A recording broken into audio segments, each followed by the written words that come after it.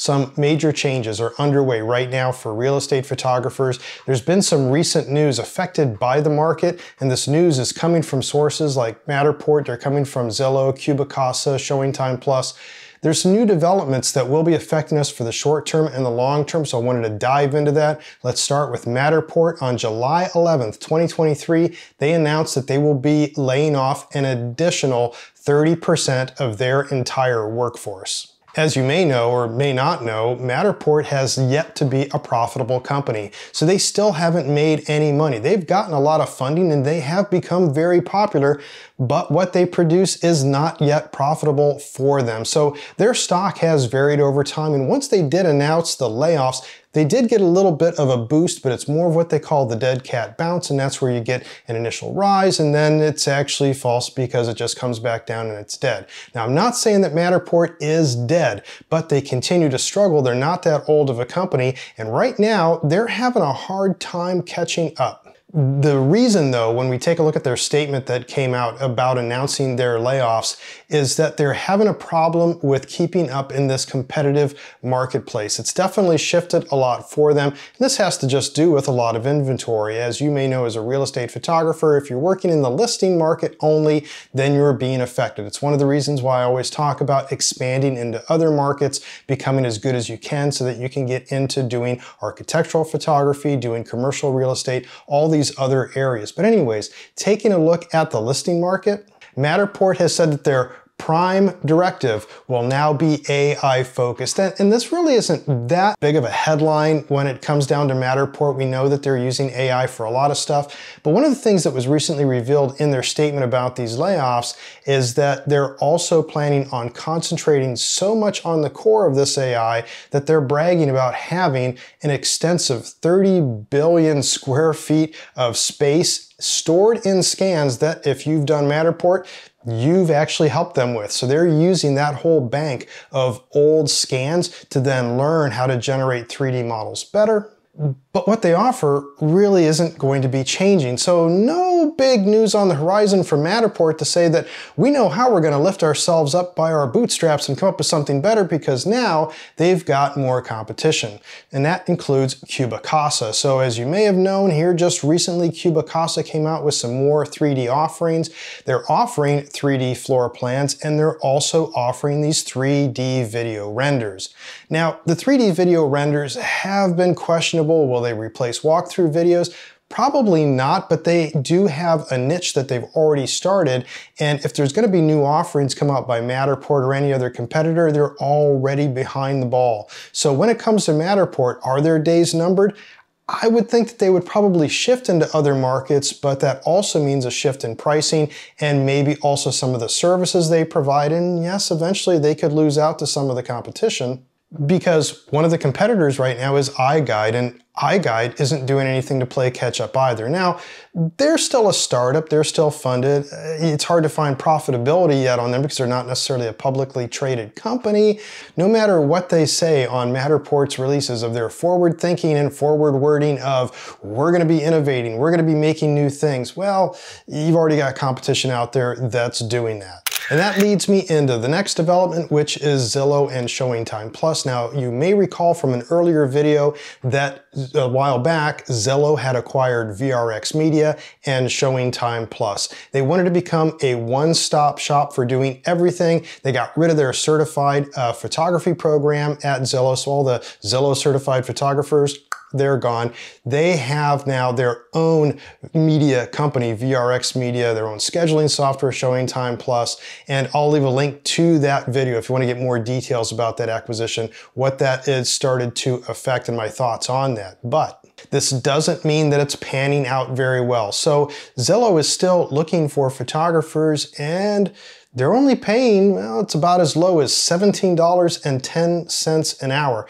And they do pay a little bit higher. I think it's like about $27 an hour at their top end for a photographer. And that's just not sustainable. One, even if you worked 40 hours a week at $17 an hour, that's $34,000 a year. And you'd still have to provide your own equipment. Now, what photographer, what real estate photographer is going to stay in business for many years on that kind of money and have to afford your own equipment? One, even if a photographer could, then they're going to be using cheaper equipment. They're going to be taking shortcuts. You're going to have a cut in quality. But Zillow has tried so many things over the past that just haven't panned out. And right now, this isn't one of them. And how do I know? That's because this past week, guess who reached out to me for help? ShowingTime Plus. Yes, got an email from the guy at ShowingTime Plus, the director there, and he's wanting to up their game. So he'd like to have a conversation with me on how they might be able to improve the quality of their photos and editing. Well, surprise, surprise. I'm not saying that I stand out as the authority in real estate photography, but I have helped other people in real estate photography. You know, I've got the books, I've got the online courses, links to that all down in the description for the video. In this case, though, I've helped other media companies. They've come to me and they said, well, we don't like the quality of what we're doing. I call these companies photo mills. They just crank out photos. They do a lot of sales work. They never pay their photographers very much. They have a high attrition rate. But every time I do that for a company, for one of these photo mills, it never pans out, because once they realize what it takes to make good high quality photos and good high quality real estate media like videos and whatnot, they just can't afford to do it. They have such a tight margin because they want to take a high profit with paying their photographers next to nothing. So anyways, once one of these photo mills reaches out to me, I kind of know the writing's on the wall for them, and I've seen it in the past. I've seen it happen before. With ShowingTime Plus reaching out to me, that just kind of says it all. Not to say that, oh, I'm their last hope, but once they actually need help, they don't have a good business model to start with. But that doesn't mean that Zillow's doing so bad. In fact, their stock has been rising, but that's also kind of a dead cat bounce in a way. It's really deceiving because they have been taking a huge loss once again. In fact, Zillow has lost about $62 million in just the last year. It's a drop of about 37% from 2022 to 2023. So when you see these rises in stock prices, those are speculative things. Those are investors that go, I'll bet this company's going to do really well because they're going to cut their employees like Matterport did, or, oh, there's been some acquisitions by Zillow, so they're really going to take off. But that's speculative. That isn't reality. So when you really take a look at the numbers, like investors are like, oh yeah, sure, well, they took a great loss, but in a few years, they're going to do really well. Well, that hasn't panned out for Zillow, as they've canned a lot of their programs so far. And is it really going to help them in the future? I really doubt it.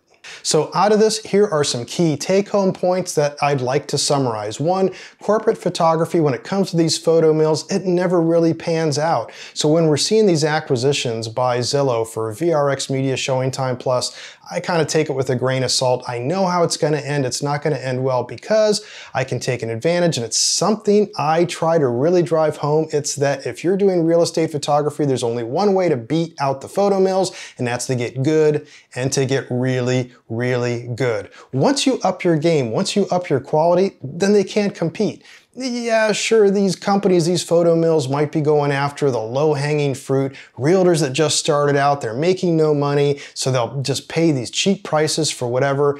But successful realtors, and also when you get into companies like builders, designers, remodel companies, commercial real estate, when you do that type of stuff, there's higher expectations and you can easily beat out. If you think that Zillow and VRX Media and some of these companies are going to be able to go in and start working for builders and remodel companies, think again so you can get your advantage there. Big take-home point number one, but take-home point number two, Matterport is in a precarious situation right now, so I wouldn't put all your eggs in that basket, because it used to be that, oh, you would get a lot of exposure on Zillow because you used Matterport as the tour. Well, Zillow has their own offerings for 3D home, and they always are changing their mind anyways. And with Matterport now laying off an additional 30% of their staff, falling behind from competition that's out there on what they can provide for this AI-generated 3D modeling and other AI offerings, Matterport probably isn't a place that I would invest my money right now. If you're going to be doing 3D tours,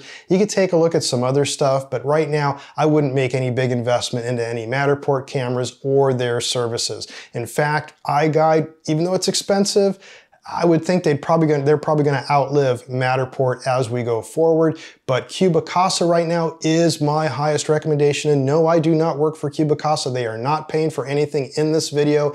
It's just that they're excelling. They really are. They're very low priced. They have great customer support. I've been using them for all my stuff, and with their 3D stuff coming out now and being AI generated, I think they're going to have better stuff coming out down the road and still stay very price competitive.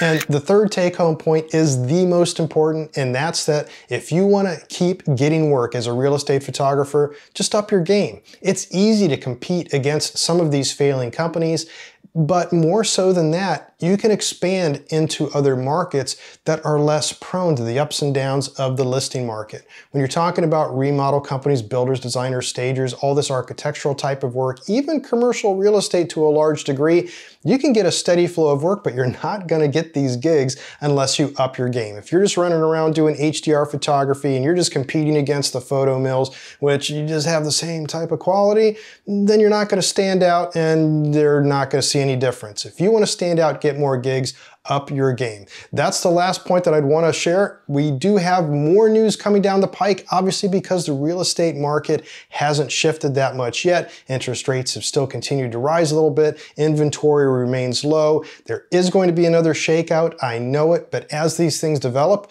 I'll keep you posted.